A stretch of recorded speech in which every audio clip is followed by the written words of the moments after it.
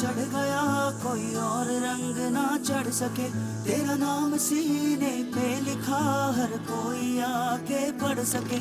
है जुनून है जुनून है तेरे इश्क का, ये जुनून है रग रग में इश्क तेरा दौड़ता, ये मामला सा खून है।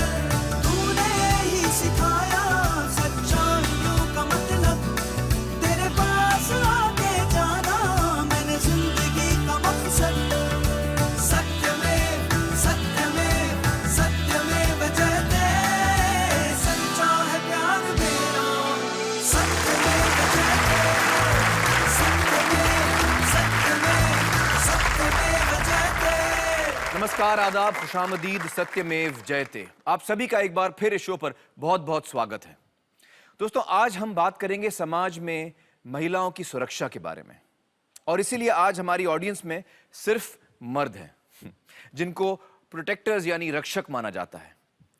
रक्षाबंधन के दिन बहन भाई को राखी बांधती है उसे अपना रक्षक मानकर। लड़की जब शादी करती है तो यह माना जाता है कि पति उसकी रक्षा करेगा। तो यहां इस वक्त हमारे सामने सब रक्षक बैठे हैं, यानी बॉडीगार्ड्स बैठे हैं। हम आप सभी का तहे दिल से स्वागत करते हैं, बहुत बहुत शुक्रिया। बताइए मुझे, आपके हिसाब से वो कौन सी जगह है जहां पर औरतें, महिलाएं सबसे ज्यादा असुरक्षित हैं, यानी अनसेफ हैं? आप बताइए।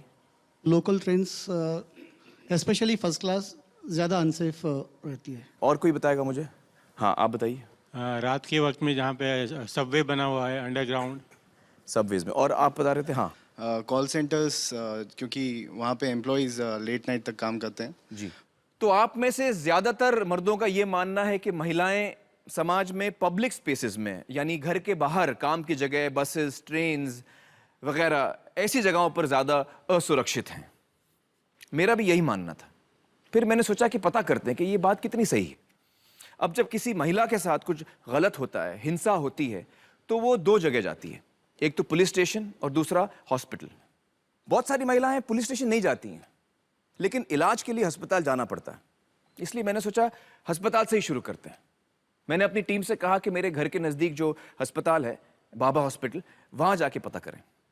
वैसे मुंबई तो औरतों के लिए खासा सुरक्षित शहर माना जाता है, उस पर बांद्रा जैसा इलाका तो और भी सुरक्षित माना जाता है।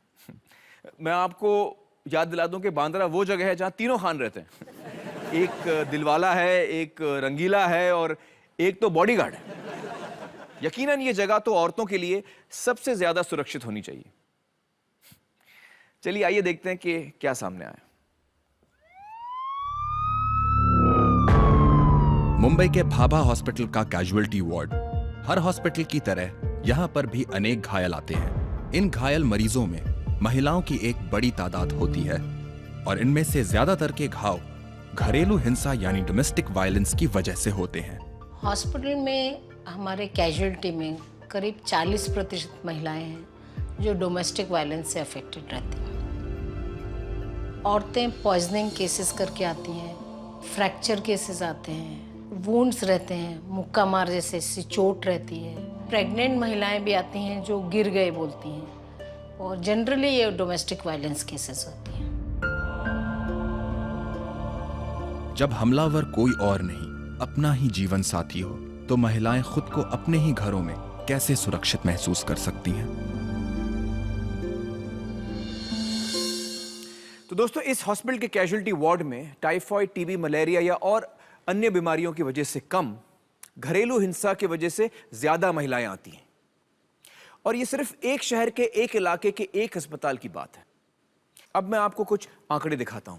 नेशनल फैमिली हेल्थ सर्वे के तहत सन 2006 में भारत सरकार ने इसी विषय पर एक बहुत बड़ी रिसर्च की, जिसमें यह आंकड़ा सामने आया। 40% औरतें ऐसी थीं जो घर में मारपीट की शिकार थीं, यानी घरेलू हिंसा की शिकार थीं, जिसे अंग्रेजी में हम डोमेस्टिक वायलेंस कहते हैं। यह था गवर्नमेंट सर्वे, यानी सरकारी सर्वे।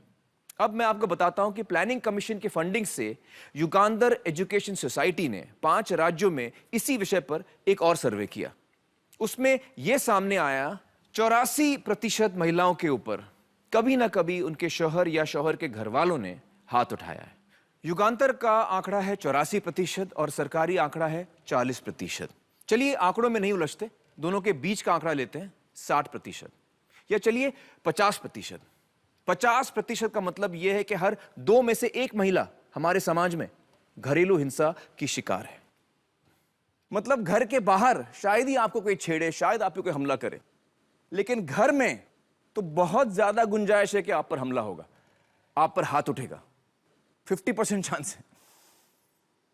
दोस्तों, ये तो थी आंकड़ों की बात, लेकिन जब एक पति अपने पत्नी पर हाथ उठाता है तो उस महिला पर क्या बीतती है, आइए एक महिला से ही जान लेते हैं।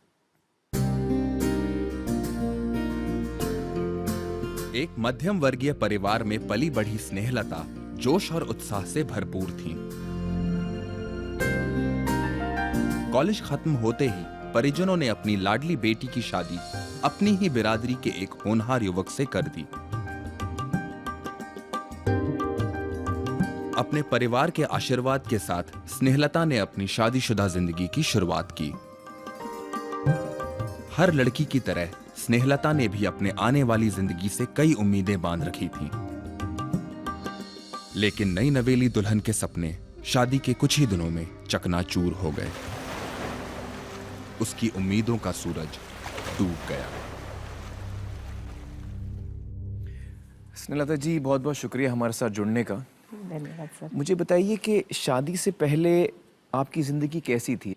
शादी से पहले तो एकदम खुशियाँ खुशियाँ। मम्मी पापा बहुत ही अच्छे थे, बहुत प्यार करते थे पापा। ज़्यादातर मेरे ऊपर ज़्यादा था क्योंकि लाडली बेटी थी मैं। जी। आपका क्या अनुभव रहा जब आपकी जिंदगी शुरू हुई अपने पति के साथ? एक्सपीरियंस तो मीठे बोल तो छोड़ ही दो आप, बस जोर से आवाज़ करके डराना, तो थोड़ा भी कुछ बोलते थे ऐसे में एकदम ही हो जाते। वो एंजॉय करते थे वो। पति ने तो मुझे शादी के तुरंत बाद बता दिया कि मुझे एज ए हस्बैंड कुछ पूछना नहीं है, कहाँ जाते हो, कितना कमाते हो, क्यों नहीं आते, क्या करते हो, शादी करके लाए हूँ, इस घर में रहना है, नहीं रहना है, आपका मर्जी। तो मैं खुश हो गई। मैं बोली अरे वाह, इतना सत्यवादी आदमी है मुझे मिला। बोलते हैं ना एकदम, वो इसमें रहते हैं ना हम लोग उस यंग एज में, पिक्चर स्टोरी बोलते हैं ना ऐसे एकदम, अरे वाह सच बोला, ये वो सब। मैं खुश हो गई थी। लेकिन एक्चुअली कहानियाँ में अलग रहता है। एक्चुअली जो हम सहन करते थे अभी बहुत रियल लाइफ में अलग होता है। क्या क्या करते थे वो? उनका तो पहला तो वही रहता था, गुस्सा से एक ही बार उनके मुंह से गंदी गालियाँ और हाथ ही उठता था उनके पास। छोटी से छोटी चीज़ कभी समझ में नहीं आता था कि अभी क्या होने वाला है। तो एक बार ऐसे कुछ चावल में चेंज हुआ था कि उनको जो चावल पसंद है वो नहीं बनाते हुए हमने दूसरा बनाया।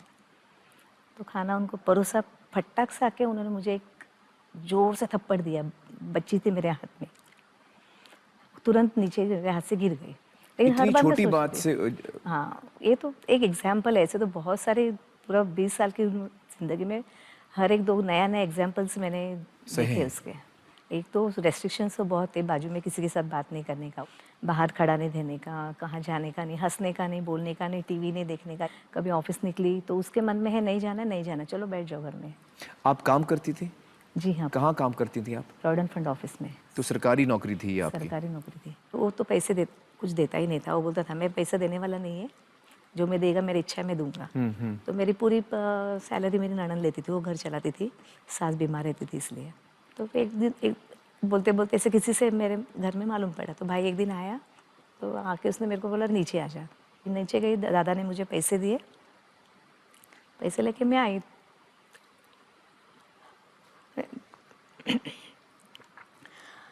घर में आने के बाद सीधा बोलता है कि तेरे यार के साथ मिलने को गई थी क्या, उसके साथ क्या करने को गई थी? तो मैं बोली अरे मेरा भाई है, भाई हुआ तो क्या हो गया, वो तो पुरुष है।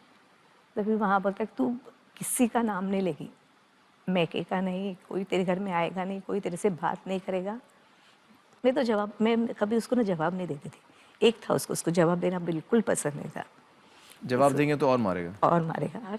गैलरी, हम लोग कॉमन गैलरी में चौड़ में रहते थे, रात भर वो मुझे बाहर रखते थे।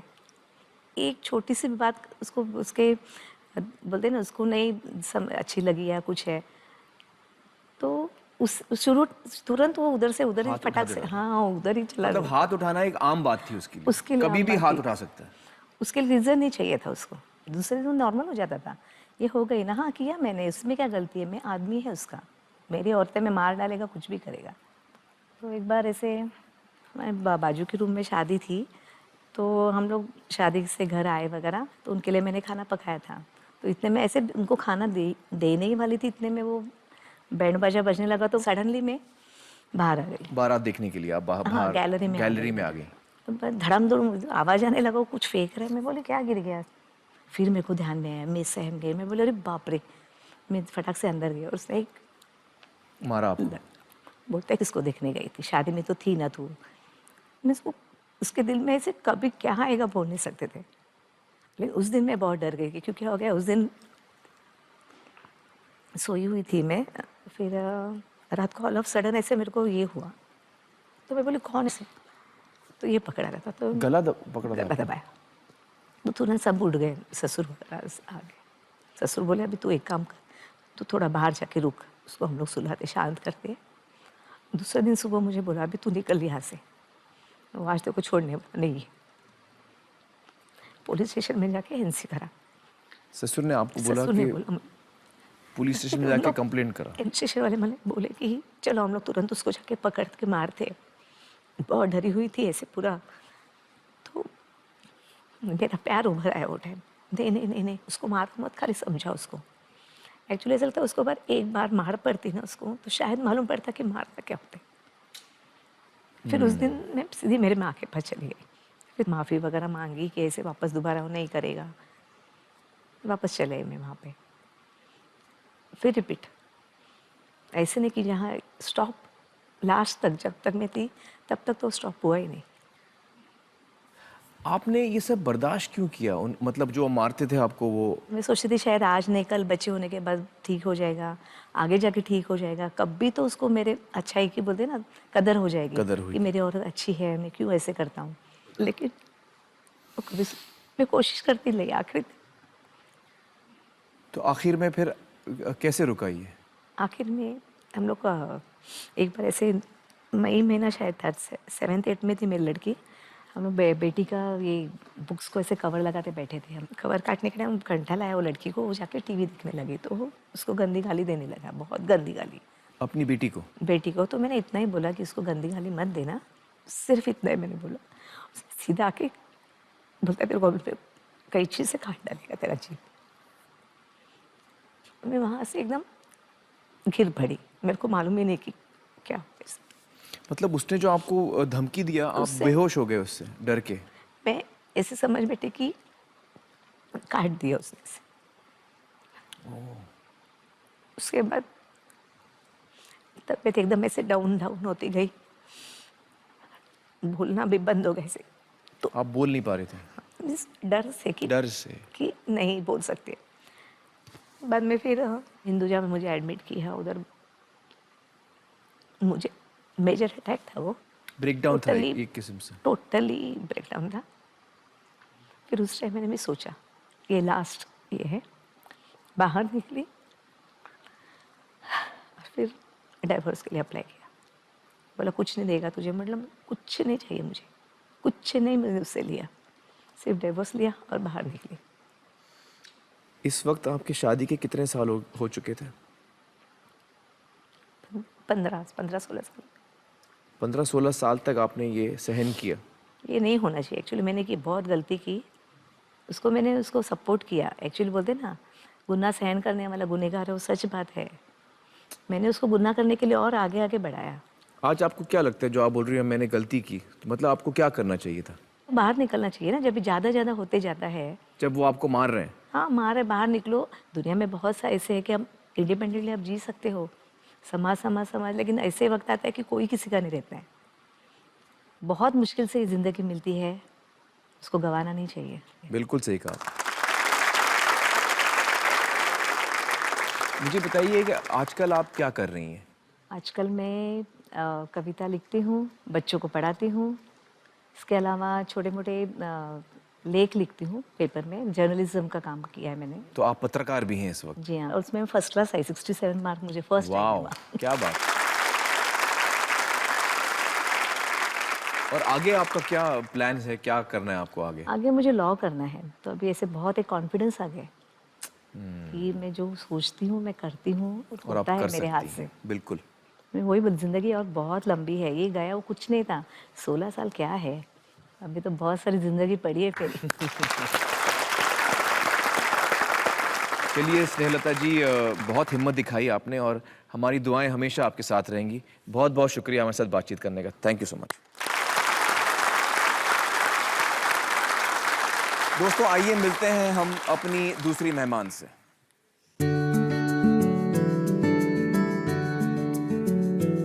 एक सजा संवरा खूबसूरत घर,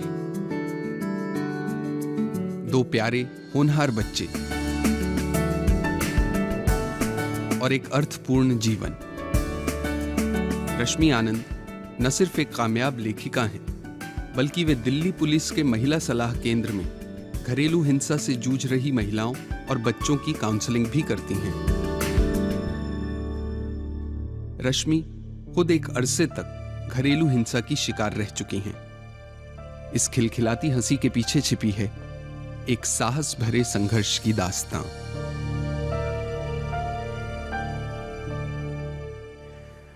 रश्मि बहुत बहुत शुक्रिया हमारे साथ जुड़ने का। मुझे बताइए किस किस्म के परिवार में आप पली बड़ी? बचपन में मैंने कभी एक पानी का ग्लास तक नहीं उठाया था, बहुत ही नाजों से पला जैसे कहते हैं वो। तो एक अमीर खानदान की आप बहुत। हैं। और फिर जी। अरेंज मैरिज हुई। फिर शुरू में ही वायलेंस शुरू हो गई, 2-3 दिन में। शादी के 2-3 दिन जी। के अंदर ही? जी। और मैं बिल्कुल जैसे 2-3 दिन में जब पहला हादसा होता है, वो एकदम आपको जैसे आपका जो वजूद है वो ले जाता है, आप बिल्कुल सब कुछ भूल जाते हो।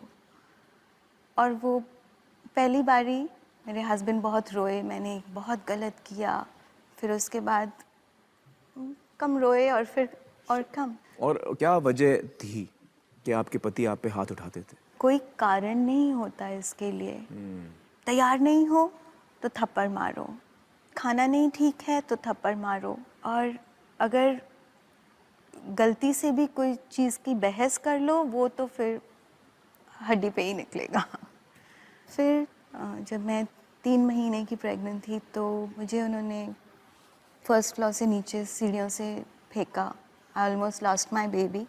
फिर भी मैंने किसी को नहीं बताया, और जैसे जैसे टाइम जाता गया वो हादसे और भी और बुरे होते गए और बढ़ते गए। जी। हर साल कोई ना कोई हादसा होता, हर साल कोई ना कोई हड्डी टूटती, लेकिन रहती गई, सहती गई। बच्चे को लेकर कहाँ जाऊंगी, उसका फ्यूचर क्या होगा। और फिर मैं जब मेरी बेटी करीब 4-5 साल की थी, उस टाइम मेरा फेस स्मैश हो गया। चेहरे पे मारा आपको? जी।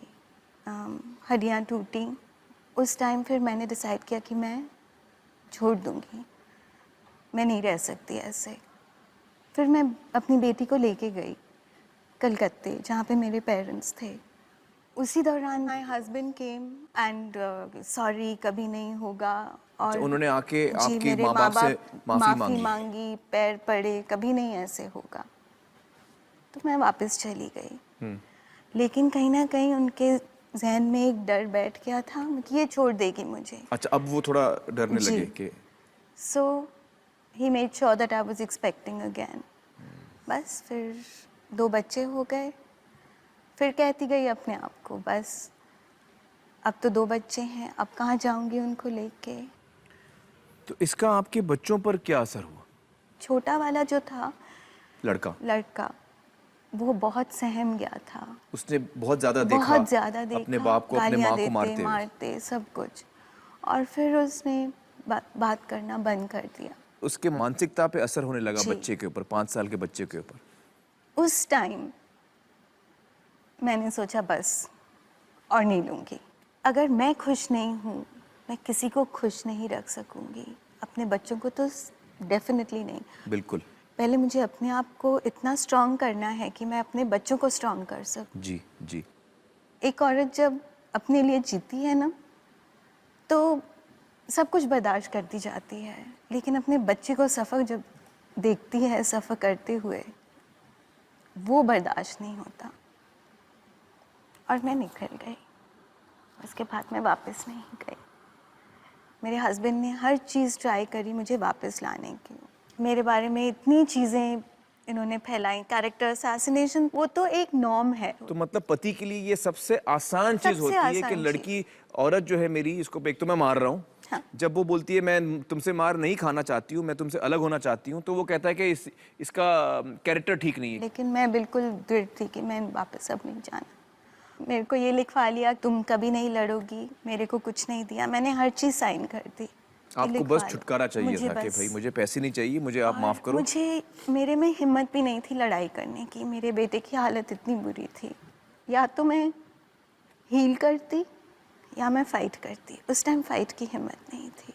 अब आए तो बताऊं। जब मैं बाहर निकली बहुत तकलीफ़ें पाई, पैसे के लिए बहुत तकलीफ़ थी। जितना मेरा अपना गोल्ड था वो सारा मैंने बेचा, बच्चों को सेट किया पढ़ाई में। जी। मैं तो सोचती हूँ कि जब भगवान एक हाथ देता है या दो हाथ देते हैं जो तुम्हें कुचलते हैं, तो 500 हाथ देता है तुम्हें मदद करने के लिए। Everything that I have come through, सब ठीक है। मैं अपने बच्चों को देखती हूँ एंड आई एम ओके। मुझे बताइए कि आपके पति की समाज में क्या एक छवि थी? लोगों को पता था कि आपको वो घर में आपके साथ ऐसा बर्ताव करते थे, आप पे हाथ तो उठाते थे? बहुत ही, ओ ये तो बहुत परफेक्ट कपल है, इससे अच्छा मैच तो है ही नहीं वो, यू नो। बट दरवाजे के पीछे क्या होता है वो खाली एक आदमी और एक औरत जानते हैं। आप कितने साल तक रही उनके साथ शादी 10 में? साल। 10 साल तक। 10 साल। मुझे बताइए कि आज आप कभी सोचती हैं कि काश मैं इस शादी से पहले निकल जाती? बिल्कुल। लेकिन हम औरतें एक अपनी इनसिक्योरिटी को हम अपने बच्चों के ऊपर डाल देते हैं। हम बोलते हैं ये मैं अपने बच्चों के लिए रुक रही हूँ। नहीं, मैं रुक रही हूँ क्योंकि मेरे में हिम्मत नहीं है। ये चीज़ कहते कहते हम अपने बच्चों को डिस्ट्रॉय करते हैं। जब ऐसी चीज़ें होती हैं हमें अपने बच्चों को लेके निकलना ही है। नहीं होनी चाहिए ये चीज़ें हमारे बच्चों से। मैं कोई ये चीज़ एक्सक्यूज़ नहीं। दोहराना चाहूँगा हमारी ऑडियंस के लिए कि अगर आप बच्चों के बारे में सोच रही हैं तो सबसे पहले बच्चों की खातिर आप उस शादी से हट जाइए, उस इंसान से हट जाइए जो इतनी हिंसा आप पे कर रहा है, अपने बच्चों पे कर रहा है। मुझे बताइए कि पहली दफ़ा जब एक मर्द अपनी पत्नी पर, या एक बाप अपनी बेटी पर, या एक भाई अपनी बहन पर हाथ उठाता है तो क्या करना चाहिए उस महिला को उस वक्त? पहली दफ़ा ही रोक देना चाहिए। बाहर जाके बात करो कि और लोगों को बताओ उसके बारे में कि ये ज़रूर ऐसा कर रहा बताओ, है। बिल्कुल। होने क्योंकि दो बदनामी। होने दो बदनामी। क्योंकि मैं सोचती हूँ कि हर बारी जब एक आदमी वो हद क्रॉस करता है, अगली बारी वो और ज़्यादा हद क्रॉस कर देता है। शुरू में रोक लगा दो। जी। रश्मि, हमें बताइए कि आप बहुत सारी महिलाओं की काउंसलिंग भी करती हैं, उनकी मदद करती हैं। जब एक बच्चा हिंसा को इतने नज़दीक से देखता है अपने घर में, तो उस पर क्या असर होता है? बच्चे पर क्या असर होता है? या तो वो मेरे बेटे के जैसे बिल्कुल सहम जाता है, वो डर एक जाता है। एक्सट्रीम है। जो दूसरी एक्सट्रीम है जो मैंने देखा है, स्पेशली जो मेल चाइल्ड है, जो लड़का होता है। लड़का होता है, वो अपने बाप से नफरत करनी शुरू कर देता है। मेरे पास एक औरत आई थी, बहुत साल उसने अपने बाप को देखा अपनी माँ को मारते हुए। एक दिन उस बच्चे ने बेल्ट उठा के अपने बाप को पीटा। सबने कहा बहुत अच्छा है, बहुत अच्छा है। मैं इसे बहुत अच्छा नहीं मानती। पहले वो चीज़ होती है कि मैं अपनी माँ को प्रोटेक्ट कर रहा हूँ, लेकिन बाद में हर रिश्ते के ऊपर वो जाएगी हिंसा उसकी ज़रूर। जिंदगी का एक हिस्सा बन जाती है। बिल्कुल। वायलेंस फिर एक इनहेरिटेड चीज़ हो जाती है। एक ही एक इनहेरिटेंस होती है हिंसा की, और वो है दुख। जी जी। रश्मि, बहुत बहुत शुक्रिया हमारे साथ बातचीत करने का। आप पे जो बीती है वो सुनकर बड़ा दुख होता है, लेकिन खुशी इस बात की है कि आज आपने अपनी ज़िंदगी खुद अपने हाथों में ली है। आज आप और महिलाओं को मदद कर रही हैं, उनकी सहायता कर रही हैं। बहुत बहुत शुक्रिया। Thank you so much. सत्यमेव जयते। Welcome back. तो दोस्तों, हमने 2 महिलाओं से बात की। ये महिलाएं समाज के अलग अलग तबकों से आती हैं, लेकिन दोनों की कहानी एक सी है। आंकड़ों में भी हमने देखा कि हर 2 में से 1 महिला घरेलू हिंसा की शिकार है। ये एक सिविल वॉर जैसी सिचुएशन है। मतलब ये कि हमारे देश में जैसे कोई जंग चल रही हो, सामाजिक जंग चल रही हो, जिसमें कि समाज का एक तबका, एक हिस्सा मर्दों का दूसरे हिस्से पर, औरतों पर हिंसा कर रहा है। चलिए कुछ मर्दों की भी आवाज सुन लेते हैं जो इस हिंसा के जिम्मेदार हैं। मैं सुबह 6 बजे उठ के भाजी लाने गया, फिर दोपहर को 1 बजे 2 बजे आया तो औरत मेरी घर पे खाट पे सोई है और मेरे को खाना नहीं मिलेगा तो मैं उसके साथ क्या करूँगा? एक बात बताओ। मैं तो इतना मारा होगा अपनी ज़िंदगी में कि उसका दांत भी टूट चुका है। चलो उसका भी इंटरव्यू दिलाता हूँ आपको। पत्नी कुछ गुनाह करे अपने पति के साथ, टाइमिंग पे उसका कुछ इज्जत नहीं करे तो आदमी उसको मारता ही है। मैं पहले बोल कर रखा था कहीं जाने से पहले मैं बता के जाऊँगा, बीच में टोकना नहीं, टोकना मेरे लिए गुनाह है और मैंने मारा है, ज़्यादा मार दिया मैंने, हॉस्पिटल में एडमिट भी किया। उसके बाद में कोई आदमी बिजी रहता है और बच्चे परेशान करते हैं तो वाइफ को ही बोलेगा ना, अपने बच्चे संभालो करके।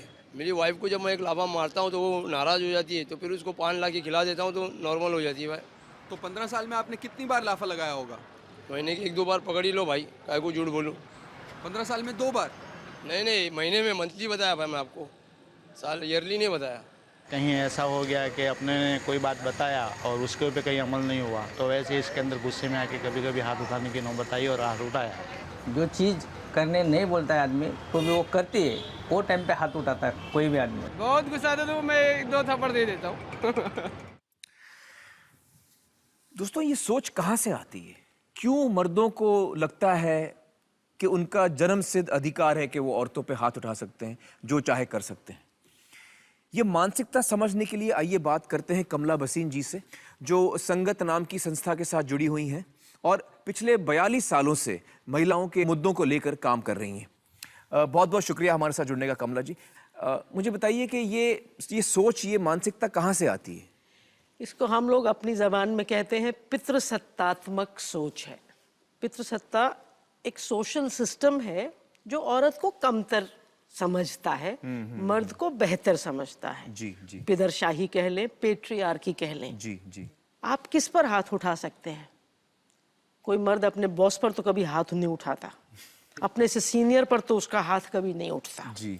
हाथ हमारा उस पर उठता है जिसको हम कमतर समझते हैं, कमजोर समझते हैं। तो पितृसत्ता जो है ये सोच बाकायदा सिस्टमैटिकली रोजाना पैदा करती है। फिर हमारी परंपराएं, राखी पर, रक्षाबंधन पर भाई खड़ा हो जाता है बड़ा होकर, चाहे मैं उसको पढ़ा रही हूँ, मगर राखी पर वो कहता है मैं तेरी रक्षा करूंगा।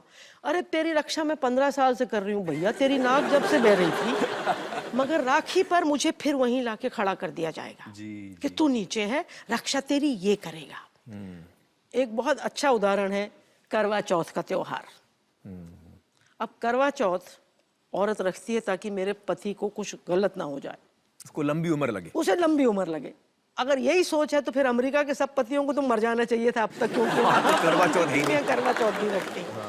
आप हमारी जबान देख लें, भाषा देख लें, जिस आदमी से हमारी शादी होती है उसे हिंदी में हम कहते हैं पति।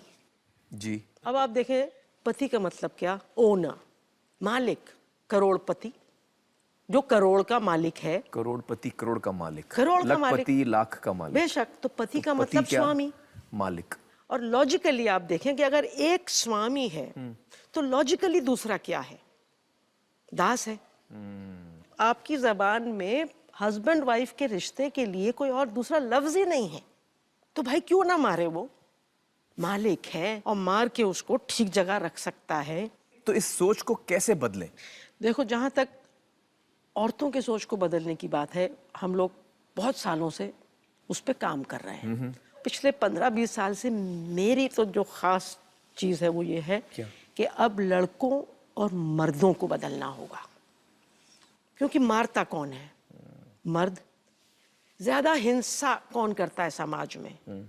मर्द। और ये ऐसे पैदा नहीं हुए, ये कोई जिस्मानी चीज नहीं है कि मर्द है तो वो हिंसात्मक होगा। अगर ऐसा होता तो दुनिया में ना बुद्ध होते ना महात्मा गांधी होते, और वो 60% मर्द जो नहीं मारते किसी को, वो कैसे होते? वो तो मर्द ही हैं। बिल्कुल मर्द है। बिल्कुल सही कहा आपने। आप उसको कहते हैं कि तू रोएगा नहीं। माँ मर जाती है, मर्द नहीं रोते। उनको लगता है ये उनकी मर्दानगी की, मर्दानगी के खिलाफ। अच्छा, मैं बहुत रोता हूँ, मैं आपको बता दूं। तो आप पूरे मर्द नहीं हो मियाँ, आपको कुछ करना पड़ेगा। मर्द दुनिया की हर चीज पर बात कर लेंगे मगर अपने ऊपर खासतौर से अपनी कमजोरी का बयान नहीं कर सकते, क्योंकि मर्दानगी का मतलब है कमजोर न होना। मैं ये समझती हूँ कि पितृसत्ता मर्दों को डीह्यूमनाइज कर रही है, उनकी मानवीयता छीन रही है, उनकी इंसानियत छीन रही है। तो इसमें मर्दों का भी नुकसान है, बहुत बड़ा नुकसान है। बहुत बड़ा नुकसान। मुझे ये बताइए कि अगर किसी औरत को मारा जाता है तो वो क्यों सह लेती है, वो क्यों फर्म स्टेप नहीं लेती? जिस कुएं से मर्द पानी पीते हैं उसी कुएं से हम औरतें भी पानी पीती हैं।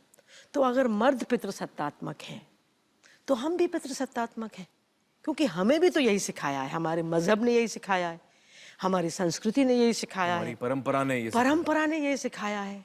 तो हम भी ये समझती हैं कि हम कमतर हैं। तो मैं यही मानती हूँ कि दोष मर्दों या औरतों का नहीं है, दोष पितृसत्तात्मक सोच का है जो हम सब के अंदर है। इसीलिए बहुत अधिकतर औरतें चुपचाप सह लेती। बिल्कुल। मुझे बताइए कि ये हर तबके में होता है? मिडिल क्लास में शायद ज्यादा होता है, क्योंकि मिडिल क्लास में औरत को बोझ समझा जाता है। आदिवासियों में, काम काज करने वालों में औरत कहीं ज्यादा आजाद है। अगर वो पिटेगी तो वो चिल्लाएगी कि देखो मार रहा है। कितनी मिडिल क्लास औरतें हैं मध्यम वर्ग की जो अपने पति को जो चिल्लाएंगी और कहेंगी देखो मुझे मार रहा है, और उसको गाली देंगी। वो तो छुपाती हैं इस बात। छुपाती है, लग गया तो दूसरे दिन काला चश्मा लगा के जाएंगी कि नो आई फेल डाउन। कई औरतें कहती हैं कि वो तो मुझे प्यार करता है तो वो प्यार में मुझे मार रहा है, चूंकि वो मुझे प्यार करता है वो मुझे मार रहा है। ये क्या सोच है? तो फिर इसका मतलब है कि हम तो मर्दों को बिल्कुल प्यार नहीं करते, क्योंकि हम उनको पीटते नहीं है सुबह से शाम तक। तो अगर तुम प्यार करती हो तो उतना ही मारो जितना पति तुमको मारता है, तब तो उसको समझ में आएगा कि भैया मैं प्यार करती हूँ तुमसे। बिल्कुल। हमें ये भी सुनने में आता है कि बहुत सारे मर्द सोचते हैं कि भैया हम दिन भर काम करके आते हैं तो हम बड़ी थकान लेके आते हैं, फिर जो है वो फ्रस्ट्रेशन जो है हमारा वो घर पे निकलता है, औरतों पे हमारा हाथ उठ जाता है। पहली बात तो आप देखिए, जितनी रिसर्चेज हुई हैं वो बताती हैं कि औरतें मर्दों से ज्यादा लंबे घंटे काम करती हैं। आप हर घर में देख लें कौन पहले उठता है और कौन बाद में सोता है। तो औरत मर्दों से 5, 6, 7 घंटे ज्यादा काम करती है हर जगह। ये इंटरनेशनल लेबर ऑर्गेनाइजेशन की वो है रिसर्च। तो भैया कोई अगर थका हुआ है तो वो औरत है। इसके साथ साथ वो बच्चे पैदा करती है, बच्चों को संभालती है, इतनी इमोशनल जिम्मेदारी है। तो ये सब कहने की बातें हैं। ये तो वही है भैया, जिसकी लाठी उसकी भैंस है। पितृसत्ता की वजह से मर्दों के हाथ में लाठी है तो वो कुछ ना कुछ कह के उसका इस्तेमाल करते हैं, किसी ना किसी तरह उसको जस्टिफाई करते हैं। कमला जी, मर्द ये कहते हैं कि वो पैसा कमा के घर लाते हैं, वो ब्रेड विनर हैं, बिल्कुल। तो लिहाजा उनको हक बनता है कि वो हाथ उठा सकते हैं। इसमें 2-3 बातें हैं। वो जो ब्रेड विनर है ना, वो लाता पैसा है। बच्चे पैसा नहीं खाते, बच्चे खाना खाते हैं। बच्चे पैसे पर नहीं सोते, बच्चे बिस्तर पर सोते हैं। तो औरत उस पैसे को खाना बनाती है, उस पैसे का बिस्तर बनाती है। तो मर्द और औरत दोनों मिलकर जब काम करते हैं तब परिवार चलते हैं। दूसरी बात, ये औरत की मेहनत है जो मर्द को दूसरे दिन काम पर जाने के लायक बनाती है। शाम को मर्द थका हुआ आता है, कहता है मैं डेड टायर्ड हूँ। तो उनकी थकान कैसे जाती है? उनकी बीवी उनके पैर धुलवाएगी, वहां से पिट के आए हैं, वहां से बेइज्जत होके आए हैं, तो वो उनके टूटे हुए अहम को दोबारा खड़ा करेगी, खाना खिलाएगी, मोहब्बत देगी, रात को मन उनका बहलाएगी, दूसरे दिन सुबह उनका नाश्ता देगी, उनके कपड़े चमकाएगी, उनके जूते चमकाएगी। तब वो एग्जीक्यूटिव अपनी नौकरी पर जाएगा या वो मजदूर अपनी नौकरी पर जाएगा। तो औरत के इस काम के बिना मर्द नाकाम है। मैं लोगों से अक्सर अपनी वर्कशॉप्स में पूछती हूँ कि पितृसत्ता का उल्टा क्या है? आप बताएं, पितृसत्ता का उल्टा क्या है? पितृसत्ता का मातृसत्ता। मातृसत्ता। टोटल गलत। जीरो मिला आपको। जीरो मिला मुझे। देखो, पितृसत्ता का उल्टा मातृसत्ता हो ही नहीं सकता, क्योंकि अगर पितृसत्ता गलत है तो मातृसत्ता भी गलत है। मातृसत्ता भी गलत बिल्कुल है। सही। तो पितृसत्ता का उल्टा है बराबरी। तो रियली मैं ये मानती हूँ कि ये जो लड़ाई है, ये औरत और मर्द के बीच की लड़ाई है ही नहीं। ये दो मानसिकताओं के बीच की लड़ाई है। एक सोच कहती है पितृसत्ता बेहतर है, और दूसरी सोच कहती है कि दोनों एक ही है, बराबरी बेहतर है। दोनों बराबर है, बराबरी बेहतर है। बराबरी बेहतर है, बिल्कुल सही। जब तक घरों में बराबरी नहीं होगी, सच्ची मोहब्बत नहीं हो सकती। तो सच्ची मोहब्बत के लिए जरूरी है पति देवों को बाहर भेजा जाए, जीवन साथियों को अंदर लाया जाए।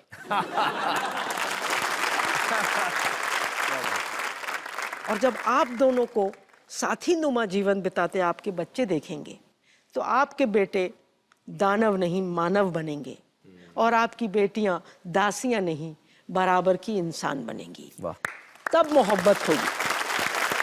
बहुत बहुत बहुत। मुझे ये बताइए कि बहुत सारे लोग आप जैसी महिलाओं को कहते हैं कि ये एक्टिविस्ट लोग हैं और ये जो है समाज के खिलाफ हैं, घर तोड़ते हैं, होम ब्रेकर्स हैं, हम मतलब home घर को breakers। तोड़ने का काम करते हैं। इसका आप क्या जवाब देंगे? मैं हमेशा कहती हूँ लोगों को कि अगर मैं बहुत बुखार में तप रही हूँ और डॉक्टर के पास जाती हूँ, और डॉक्टर मेरा विश्लेषण करके कहता है कि कमला तुम्हें मलेरिया है, तो वो डॉक्टर मुझे मारना नहीं चाह रहा, मुझे संभालना चाह रहा है। तो अगर हम दिखाते हैं ये तस्वीर समाज की कि देखो घरों में ये हो रहा है, तो आपकी कोशिश ये है समाज हेल्दी हो जाए। बिल्कुल। कमला जी, मुझे बताइए घरेलू हिंसा को लेकर एक दो तीन चीजें खास हम क्या कर सकते हैं? कई स्तर पर काम करना पड़ेगा जी। सबसे पहले तो बेटियों को हम ऐसे पालें कि वो अपनी इज्जत समझें, दूसरे लोग उनकी इज्जत करें। दूसरा, उनको पैर इतने मजबूत दें कि वो कभी भी डर की वजह से किसी शादी में दबती ना रहें, पिटती ना रहें, मरती ना रहें। उस बच्ची को इतना विश्वास दिला दें कि अगर मैंने इनसे कहा कि मैं घर में पिट रही हूँ, मेरी बेइज्जती हो रही है, तो वो छाती पर हाथ धर के उसका बाप कहे बेटा तू घर वापस आ जा, तेरा घर है ना। हाँ, हम ये बच्ची को न कह के बोलें कि भाई जाओ आप किसी तरह एडजस्ट करो। ये बिल्कुल। जब भी कभी उनको मुसीबत होगी, हमें उनके लिए होना चाहिए। तीसरा, हमें दहेज मत दो, प्रॉपर्टी दे दो।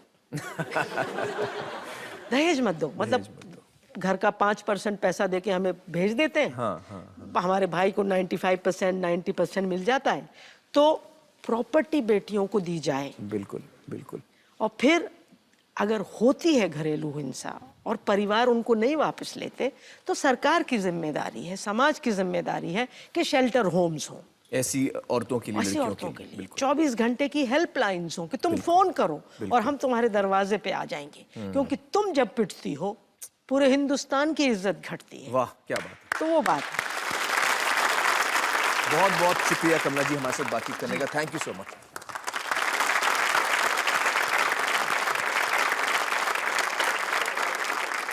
आइए दोस्तों, मिलते हैं अपने अगले मेहमान से।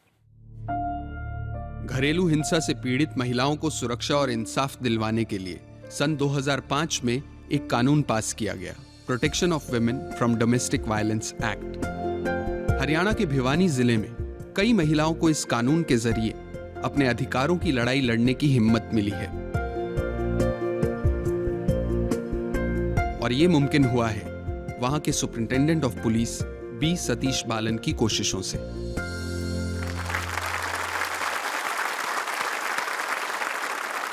बहुत बहुत शुक्रिया हमारे साथ जुड़ने का मिस्टर बालन। सबसे पहले तो मैं आपको पूछना चाहूँगा डीवी एक्ट के बारे में कि जो डोमेस्टिक वायलेंस या औरतों पे जो हिंसा होती है, तो कानून क्या कहता है उसके बारे में, क्या क्या सुविधाएं हैं कानून में औरतों के लिए, ये हम आपसे सुनना चाहते हैं। अब तक जो बात हो रही थी, जो औरतों के खिलाफ जो अत्याचार हो रहे हैं उसके बारे में, उसमें हमेशा ही हमने एक रिलेशनशिप को ही मेंटेन बात करते आए हैं, जो हस्बैंड एंड वाइफ उन्हीं के बारे में। लेकिन फर्स्ट डोमेस्टिक वायलेंस एक्ट में जो डेफिनेशन है सिर्फ यहाँ पे औरत है। तो मतलब माँ हो सकती है, माँ हो बहन सकती है, बहन हो सकती है, लड़की हो सकती है, लिविंग टुगेदर पार्टनर हो सकती है। तो कोई भी महिला हो सकती है, कोई भी महिला हो सकती है जो इस कानून का इस्तेमाल कर सकती है। यस। सेकंड, जो सबसे पहले जो औरत के साथ जो अत्याचार होता है, सामान बाहर फेंक के घर से बाहर निकालना। घर से बाहर निकाल देते। सो इस एक्ट के तहत किसी ने भी औरत को घर से बाहर नहीं निकाल सकता है। तो सारी महिलाओं को ये दोहराना चाहूंगा मैं कि घर चाहे आपके पति के नाम पे हो या पति के परिवार के किसी सदस्य के नाम पे हो, अगर आप उस घर में रह रही हैं तो आपको उस घर से कोई नहीं निकाल सकता। ये कानून कहता है, डीवी एक्ट कहता है। जी, इसके अंदर एक प्रोटेक्शन ऑफिसर नियुक्त होते हैं। कोई भी महिला जो पीड़ित है वो इधर वो प्रोटेक्शन ऑफिसर के पास जा सकती है या फिर वो सीजेएम के पास पहुंच सकती है। सीजेएम मतलब chief judicial magistrate. Judicial magistrate वो जो हेडक्वार्टर, डिस्ट्रिक्ट हेडक्वार्टर में बैठते हैं, उनके पास जा सकती है। वो प्रोटेक्शन ऑर्डर वो सीजेएम करते हैं। तो इसका मतलब ये कि अगर आप महिला हैं और आप पीड़ित हैं तो आपको वकील रखने की ज़रूरत नहीं है, वकील की बड़ी बड़ी फीस देने की ज़रूरत नहीं है। ये प्रोटेक्शन ऑफिसर ये सारा काम आपके लिए करता है बगैर पैसे लिए। कोई भी ये जो प्रोटेक्शन ऑर्डर को कोई भी आदमी वायलेट करेगा तो उसके खिलाफ पुलिस ने एफआईआर दर्ज करके कानूनी कार्रवाई शुरू कर सकते हैं। मेरा पति मुझे इतना मार रहा है, मैं डर रही हूँ उसके साथ रहने में। कानून कहता है कि वो मुझे घर से नहीं निकाल सकता, लेकिन मैं डर रही हूँ कि अगर मैं घर में रहूँ उसके साथ तो वो मेरी जान नहीं ले ले, मेरा हाथ पाँव नहीं तोड़ दे, तो मैं क्या करूँ? उसके लिए एक प्रोविजन है, वो शेल्टर होम या प्रोटेक्शन होम कहते हैं। हर जिले में हेडक्वार्टर में एक शेल्टर होम या प्रोटेक्शन होम वो जिले है। यस। दोस्तों मैं यहाँ आपको बता दूं कि बहुत सारे राज्य अभी तक हैं जहाँ पर शेल्टर होम्स की संख्या बहुत कम है, बहुत कम मात्रा में है, और इसमें सुधार लाने की बहुत ज़रूरत है। ये तो हो गई बात कि कानून क्या कहता है। अब मैं आपके अनुभव के बारे में पूछना चाहता हूँ कि आपके पास बहुत सारे केसेस आते हैं। अगर हम एक अंदाज़ा लगाएं तो 10 में से ऐसे कितने केसेस होते हैं जो घरेलू हिंसा को लेकर औरत आती है आपके पास? अगर 10 है तो कम से कम 5 से ज़्यादा, आधे से ज़्यादा। दोस्तों अक्सर हमारी सोच ये होती है कि पुलिस का काम है कि चोरों को पकड़ना या डकैती को पकड़ना, कोई बहुत बड़ा क्रिमिनल होगा उसको पकड़ना, लेकिन यहाँ हम देख रहे हैं एसपी साहब हमें बता रहे हैं कि आधे से ज़्यादा केसेस उनके सामने ऐसे आते हैं जो घरेलू हिंसा के होते हैं, जिसमें पति देव जो है वो अपनी पत्नी पर हाथ उठाता है। और उनको क्या क्या समस्याओं का सामना करना पड़ता है जब आपके सामने आते हैं। आपके और भी पुलिस वाले कंप्लेंट्स को लेते होंगे, आपने क्या ऑब्जर्व किया, आपके अनुभव में क्या क्या सामने आया? वहाँ पे प्रॉब्लम क्या है, ये भी मस्कुलिन फोर्स है, पुलिस में भी ज़्यादातर मर्द ही हैं। मर्द ही हैं। जो समाज की सोच वही उन्हीं की सोच भी होती है जी। उनकी भी रिस्पांस यही होता है, तो एडजस्ट करके रहो। पुलिस वाला आमतौर पे बोलता है एडजस्ट करके क्या थी, जैसे आपने बताया कि पहले वो जाती है अपने पेरेंट्स के पास, हाँ, और दूसरा अपने एल्डर्स पंचायत लेवल पे कुछ कोशिश करते हैं इनका समझौता कराने की। जब ये सारी बातें फेल हो जाती हैं, कामयाब नहीं होते हैं, तब वो पुलिस के पास आते हैं। तब भी अगर यही जवाब मिलेगा तो वो बिल्कुल टूट जाते हैं। देखिए एक महिला के लिए पुलिस तक जाना बहुत मुश्किल बात होती है। जब वो पुलिस के पास पहुंचती है वो इस उम्मीद के साथ पहुंचती है कि उसे सुरक्षा मिलेगी पुलिस से, लेकिन आपके अनुभव से उसको वो कम मिलता है। तो इसके लिए हमने क्या किया है, हरियाणा में हम संवेदनशील बनाने की कोशिश कर रहे हैं पुलिस को। हर समय पे वी आर रिट्रेनिंग करते रहते हैं, बट जेनेटिक मेमोरी है जी जी, इसको जी, मिटाने में, हटाने सालों से ये एक सोच चली आ रही है। तो आप जो कोशिश कर रहे हैं ये सोच को अपने डिपार्टमेंट में हटाने की, ये बड़ी अच्छी कोशिश कर रहे हैं आप, और हम आपको सलाम करते हैं बालन साहब। थैंक यू सो मच, बहुत बहुत शुक्रिया हमारे साथ जुड़ने का। Thank you so much. दोस्तों यहाँ पर हम लेंगे एक छोटा सा ब्रेक, जल्द ही हाजिर होते हैं। एक पारंपरिक मुस्लिम परिवार में पली बढ़ी शन्नो का निकाह अपनी ही बिरादरी के एक परिवार में हुआ था। घर की चारदीवारी में बंद रहना, पति की हर ज्यादती को बर्दाश्त करना, एक दौर था जब यही शन्नो की जिंदगी थी। एक लंबे अरसे तक घरेलू हिंसा को सहने के बाद आखिरकार शन्नो ने अपनी जिंदगी को बदलने की ठानी।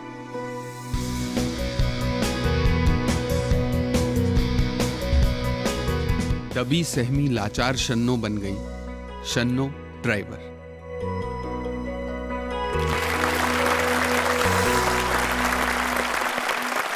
शन्नो जी बहुत बहुत शुक्रिया हमारे साथ जुड़ने का।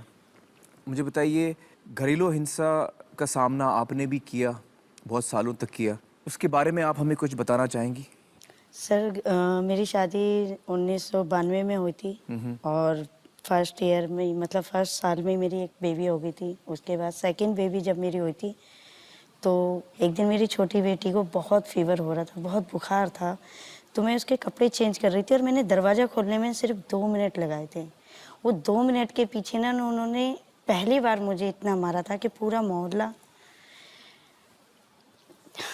मोहल्ला इकट्ठा हो गया था और यहाँ तक कि मेरी जो बड़ी जिठानी है वो भी रोने लगी थी कि छोड़ दो इसको, मत इतना मारो। उस दिन सहिंसा बहुत दिन पे दिन बढ़ती चली गई, काफ़ी दिन, और हर रोज़ एक नया खौफ रहता था कि वो आएंगे तो लड़ाई होगी, कलेश होगा, गालियाँ दी जाएंगी। मैं कभी अपनी फैमिली में बोल नहीं पाती थी।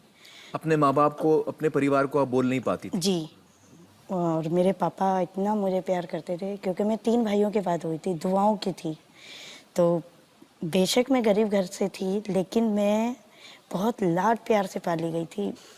उसके बाद जब शादी के बाद ये सब चीज़ें देखने को मिली और मारदात तो रोज़ाना दिन पे दिन, आए दिन, महीनों, सालों मैंने बर्दाश्त करती रही। एक दिन उन्होंने क्या किया कि एक बड़ा सा पत्थर उठा के मेरे सर पे मारा और मैंने ऐसे हाथ रखा, मेरे ऐसे ब्लड चालू है पूरा, मैं नहा गई थी। जैसे मेरे हाथ में खून दिखा, पता नहीं अंदर से मुझे क्या हुआ, मुझे नहीं मालूम कि खुदा ने ऐसा मुझे उस दिन कहाँ से इतनी हिम्मत दे दी कि मैं कुछ भी नहीं कहने वाली औरत और बहुत कुछ कर गई। मैंने अपना सीधा हाथ उठाया और उनके मुंह पे कस के मारा। मैंने हुआ दर्द तो मुझे भी होता है।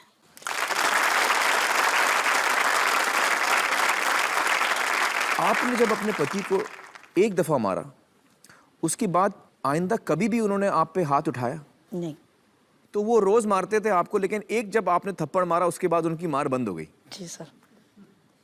आप लोग सुन रहे हैं, महिलाओं को मैं बोलना चाह रहा हूँ, आप लोग सुन रहे थे कि शन्नो जी ने सिर्फ एक थप्पड़ मारा। आपको क्या लगता है कि क्यों उन्होंने उसके बाद आप पे हाथ नहीं उठाए? क्योंकि उसके गाल पे दर्द हुआ होगा ना।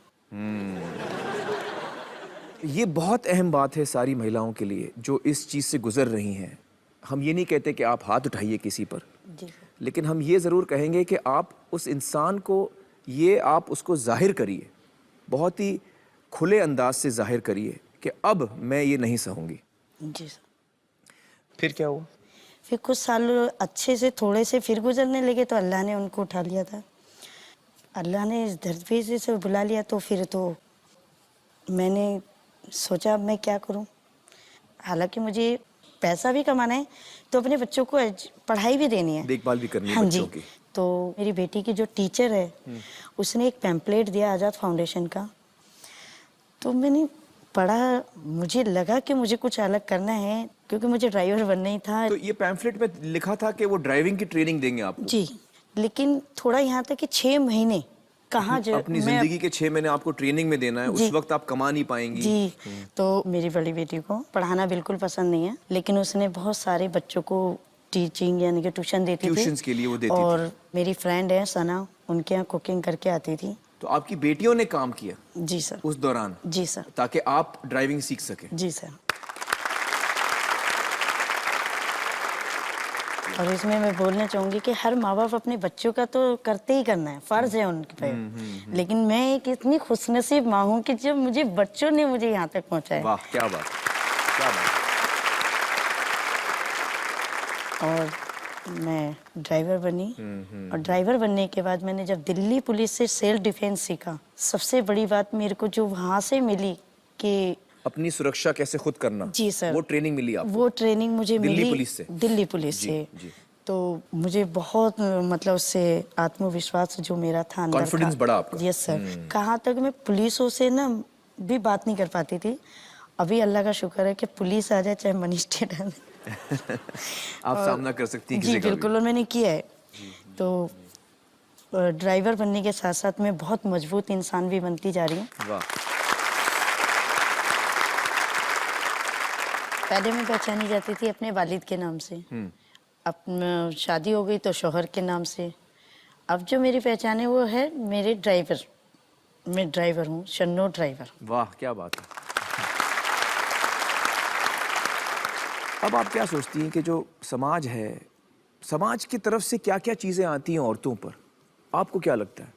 समाज की तरफ से यही रहता है कि भैया आदमी पहले है और औरत बाद में। बाद में है। आदमी खुला कहीं भी कुछ करके आता है, उसको नहा धो के वो नमाज के लिए खड़ा हो जाता है, और औरत जब रहती है तो उसके लिए हजार बातें खड़ी होती हैं कि इसकी आवाज़ तेज़ हो गई थी, अगले पड़ोसी ने सुन ली। जबकि हमारी हदीस में, हमारे कलाम पाक में ये लिखा है कि पहले औरत की बना दी है, पहले औरत को सलाम करो, पहले औरत को रखो। लेकिन समाज में आने के बाद वो बात कलाम पाक की भूल जाते हैं। मतलब औरत की इज्जत अहम है हर मजहब में, हर धर्म में। हर धर्म में सर, समाज में पहले तो सबसे पहले ना धर्म की बात ही आ जाती है कि औरत को बुर्के में रहना चाहिए, औरत को घर से बाहर नहीं जाना चाहिए, औरत की आवाज़ तेज़ नहीं होनी चाहिए, घूंघट में रहो, घूंघट में रहना चाहिए। और एक टाइम ऐसा था कि मैं भी इतना बड़ा घूंघट रखती थी और कुछ हिंसा के पीछे ही मैंने वो घूंघट हटा दिया था। अच्छा। शौहर ने कहा था तुम घूंघट करोगी तो आओगी वरना नहीं आओगी। मैंने कहा मैं घूंघट नहीं करूँगी, चाहे मुझे ज़िंदगी भर छोड़ दो। वाह, क्या बात। आज बहुत सारी महिलाएं घरेलू हिंसा की इस वक्त शिकार हैं, उनसे आप क्या कहना चाहेंगी? उनसे मैं यही कहती हूँ कि ज़रूरी नहीं है कि आपको मारने की ज़रूरत हो, लेकिन रोकने की तो ज़रूरत है। आप ज़रूरी नहीं है कि एक डंडा लेंगे या मेरी तरह थप्पड़ मारेंगे। वो थप्पड़ मैंने कभी मारने की सोची नहीं थी, वो क्यों उठा और कैसे उठा मैं भी नहीं जानती हूँ, लेकिन उसको रोकने के लिए आपकी अपनी हिम्मत की ज़रूरत है। जब तक आप खुद नहीं बढ़ेंगे दूसरा कोई नहीं बढ़ सकता, और कोई आपको आगे बढ़ा भी नहीं सकता। खुद अपनी आत्मा को निकालना पड़ता है। बहुत खूब। चलिए दोस्तों, हम लोग अब जुड़ते हैं 3G लिंक के जरिए शन्नू जी की टीम के साथ और मीनू वडेरा जी के साथ, जो आज़ाद फाउंडेशन चलाती हैं, जो इस वक्त हमारे साथ बात करेंगी। Hi girls, how are you? Hi. Congratulations Meenu ji, बहुत बहुत बधाई हो, आप बहुत ही अच्छा काम कर रही हैं। मुझे बताइए, आमतौर पे जब महिलाएं आपके पास आती हैं तो वो किस स्थिति में होती हैं? करीब 95% ऑफ महिलाएं जो हमारे यहाँ आती हैं किसी ना किसी प्रकार की हिंसा की शिकार होती हैं। बहुत बार लोग हमसे ये सवाल करते हैं कि महिला ड्राइवर सड़क पे गाड़ी चलाएगी तो उसकी सुरक्षा का क्या होगा, और हमारा ये कहना है कि जिस तरीके की हिंसा वो अपने घरों में सहन करती हैं, उसके बाद सड़क की हिंसा को तो वो आराम से संभाल सकती हैं। जी जी, बिल्कुल सही। एंड हम लोगों को कई बार ऐसे लगता है कि अगर हम अपनी महिलाओं के नज़र से देखें तो शायद जो हम कहते हैं कि 1947 में हमें आज़ादी मिली, तो अभी हमारी महिलाओं के लिए बहुत बड़ा वर्ग है ये जिसके लिए आज़ादी अभी दूर है। बिकॉज हिंसा का मतलब ये नहीं कि सिर्फ मारपीट, इट्स ऑल्सो कि घर से निकलने नहीं देना, कहाँ जाना है, कब जाना है, कौन सी नौकरी करनी है, जब मन है तो बिठा देना है। तो इट्स अमेजिंग, जो एक परिवार की डिज़ायर है महिलाओं को कंट्रोल में रखने की, इट्स एब्सोल्युटली अमेजिंग कि वो किस तरह से उनको आगे बढ़ने से रोकती है। जी बिल्कुल, बिल्कुल सही कह रही हैं आप। मीनू जी, मेरी आपसे एक रिक्वेस्ट है कि आइंदा जब भी मैं दिल्ली आऊँ तो मैं चाहूँगा कि मैं आपकी संस्था की गाड़ियों का इस्तेमाल करूँ और शन्नू जी मेरे लिए गाड़ी चलाएं। हमारी पूरी team will be really happy आपसे, अगर आप ऐसे करेंगे तो। Of course, definitely definitely. बहुत बहुत शुक्रिया हमारे साथ बातचीत करने का, जुड़ने का। Thank you so much. Thank you Shannu ji, वाकई बहुत मज़ा आया आपसे बातचीत करने का, दिल खुश हो गया। और प्लीज़ हमारी तरफ से सलाम कबूल कीजिए। बहुत बहुत शुक्रिया। Thank you sir.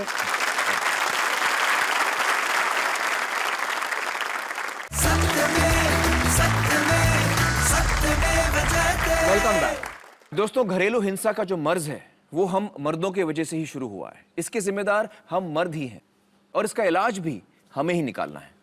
यहाँ आज मेरे सामने 100 से ज्यादा मर्द मौजूद हैं। आप में से कौन मुझे बताएगा कि इसका इलाज क्या है? बताइए। हाँ, आप बोलिए। एक्चुअली सर, मैं एक इंसिडेंट बताना चाहता हूँ। एक टीचर है, काफ़ी पढ़ी लिखी है, लेकिन मैंने उनसे पूछा यही सवाल कि आप तो पढ़ी लिखी है लेकिन फिर भी आप ये सब क्यों सहती है? तो उन्होंने कहा, बेटा ये संस्कार है जो मेरे बाप ने मुझे दिए हुए हैं। मतलब कहने का मतलब है कि यहाँ पे कोई इलिटरेट नहीं है, ये वो नहीं है, कोई मजबूर नहीं है, लेकिन हम लोगों को जो ये संस्कार दिए जाते हैं ना, खास करके लड़कियों को, ये एक बेड़ी बन जाते हैं। और कोई मुझे बताएगा? हाँ, इस पूरे हिंसा का मसला जो है वो मर्दानगी के साथ जोड़ा जाता है। मर्दानगी की कंसेप्ट जो है, संकल्पना हमेशा रिस्क, वायलेंस और परफॉर्मेंस से जुड़ी है। रिस्क जैसे कि जो वाशी के ब्रिज से ट्रेन के ऊपर खड़ा बटन खोल के जा रहा है, वो असली मर्द है। दूसरा वायलेंस से जुड़ा हुआ है, मतलब जब तक आप मारते नहीं हो, पीटते नहीं हो, आप मर्द नहीं कहलाते टाइप का एक नजरिया, सोच है। और तीसरा परफॉर्मेंस को लेके है। मर्दों को काफी तनाव है समाज में कि वो परफॉर्म करे मर्द की तरह। जैसे कि 40 किलो का भी अगर कोई बंदा हो ना, तो चलते हुए ऐसे तन के चलेगा। ये तनाव है, ये जो देख रहे हैं ना हम, ये तनाव है हमारे शरीर पर, ये मर्दानगी का, कि हम दिखाएं कि हम कुछ हैं। हम कुछ हैं। ये बड़ा इंटरेस्टिंग है कि हम पुरुष दिन में सत्ता का अनुभव भी करते हैं और सत्ताहीनता की अनुभव भी करते हैं।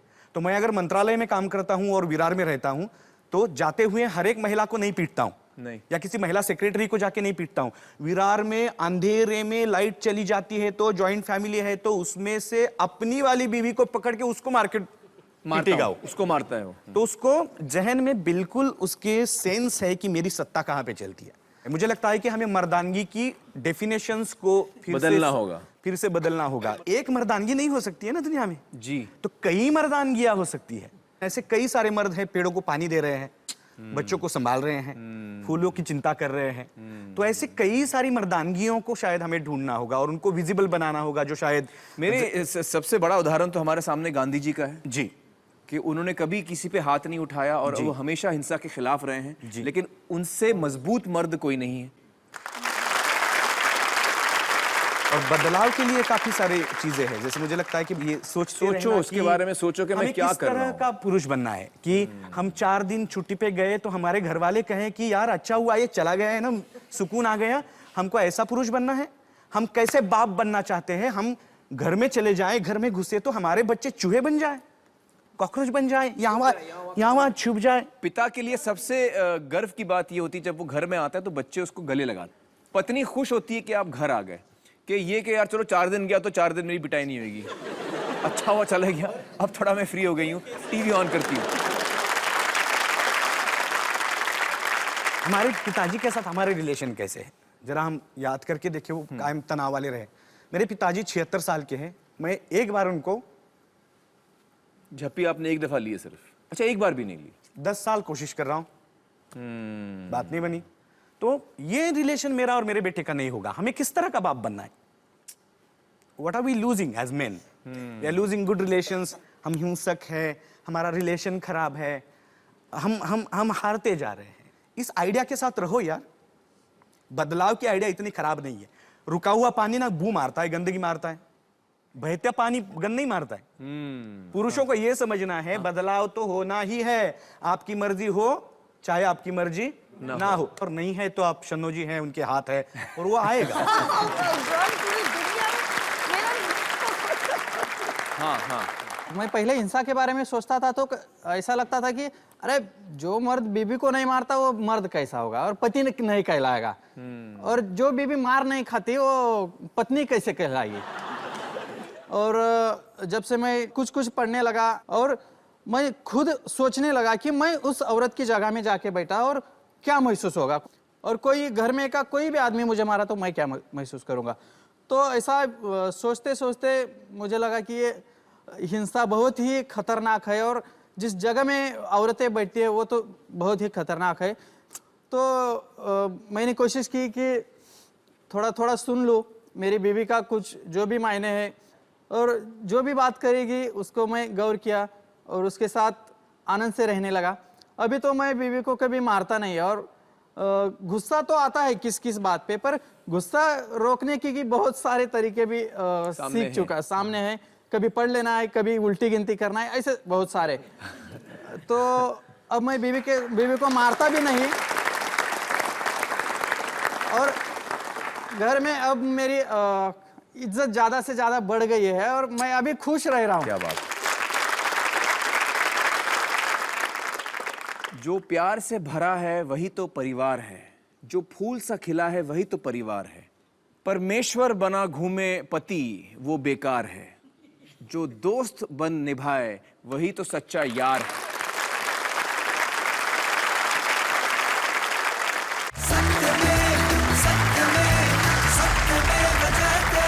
वेलकम बैक दोस्तों। हर हफ्ते हम देश से एक सवाल पूछते हैं और आज का हमारा सवाल है, क्या एक महिला पर हाथ उठाना मर्दानगी की बात है? अगर आपका जवाब हाँ है तो मुझे बड़े अफसोस के साथ कहना पड़ता है कि अपने मोबाइल फोन पर वाई टाइप करके इस नंबर पर भेजिए 5782711। अगर आपका जवाब ना है तो छाती ठोक के एन टाइप कीजिए और इसी नंबर पर भेजिए। इस एसएमएस को भेजने का खर्च सिर्फ 1 रुपया है। आपके एसएमएस के जरिए जितना भी पैसा इकट्ठा होगा, गवर्नमेंट टैक्सेस काटने के बाद वो सारा का सारा पैसा इस संस्था को दिया जाएगा, आजाद फाउंडेशन। ये वही संस्था है जो मीनू वडेरा जी चलाती हैं, जिनके साथ हमारी बातचीत 3G लिंक के जरिए हुई और जिससे शन्नो बेगम भी जुड़ी हैं। हमारी गुजारिश है आपसे शन्नो जी के हमारी तरफ से ये जो भेंट है वो आप कबूल कीजिए। आप 1 से ज्यादा एसएमएस भी भेज सकते हैं। अगर आप इस संस्था को और भी सहयोग देना चाहते हैं तो स्क्रीन पर दिए गए नाम से चेक बनाकर आप अपने नजदीकी एक्सिस बैंक शाखा पर जमा करा सकते हैं। आप चाहें तो उनकी वेबसाइट पर ऑनलाइन ट्रांसफर भी कर सकते हैं। इसके बारे में अधिक जानकारी आपको एक्सिस बैंक की हर शाखा पर मिलेगी। इस देश की जनता से जितनी भी रकम इकट्ठा होगी, चाहे वो एसएमएस के जरिए हो या ऑनलाइन ट्रांसफर या चेक्स के जरिए, उसकी मैचिंग रकम यानी उतनी ही रकम रिलायंस फाउंडेशन इसी संस्था को देगी। रिलायंस फाउंडेशन सत्यमेव जयते की फिलैंथ्रोपी पार्टनर यानी जन कल्याण सहयोगी है। दोस्तों, शादी वो रिश्ता है जिसमें 2 इंसान जीवन साथी बनते हैं। मैं और तुमसे हम बनते हैं। हमारा घर, हमारे बच्चे, हमारा परिवार, हमारी गृहस्थी। कैसे एक साथी दूसरे साथी पर हाथ उठा सकता है? शादी को एक पवित्र रिश्ता माना जाता है, एक पाक रिश्ता माना जाता है। और जब एक साथी दूसरे साथी पर हाथ उठाता है तो वो पवित्रता की दहलीज को तोड़ता है, रिश्ते को नापाक करता है। हम भगवान को, अल्लाह को साक्षी मानकर इस रिश्ते की शुरुआत करते हैं। क्या यही इज्जत है हमारे दिलों में? आपके और मेरे, हम सब के परिवारों से ही मिलकर देश बनता है।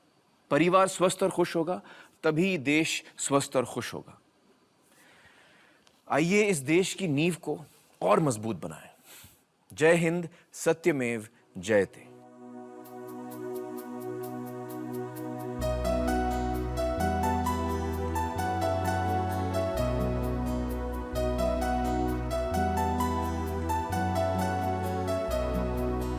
आंसू के संग ना बहूंगी सखी, अब ना मैं गुमसुम रहूंगी सखी। सहने से बेहतर कहूंगी सखी।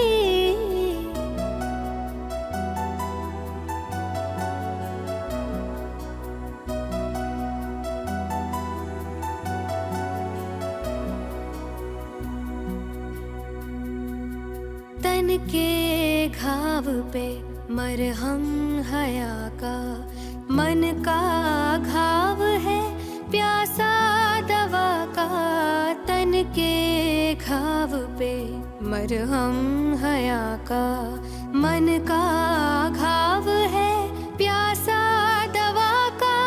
सितम के अंधेरों में सदियों है बिलखी, मासूम भोली वो प्यारी खुशी। घुट घुट के कब तक जीऊंगी सखी, गुमसुम मैं अब ना रहूंगी सखी। सहने से बेहतर कहूंगी सखी, आंसू के संग ना बहूंगी सखी। अब ना मैं गुमसुम रहूंगी सखी। वार ये प्यार का कैसा सिला है, सहजो गए बारंबार मिला है। वार ये प्यार का कैसा सिला है, सहजो गए बारंबार मिला है। जुल्मी नकाबों के पीछे छुपा है, कायर सा चेहरा दिल से दुखी। जुल्म नाब मैं सहूंगी सखी, गुमसुम मैं अब ना रहूंगी सखी। सहने से बेहतर कहूंगी सखी, आंसू के संग ना बहूंगी सखी। अब ना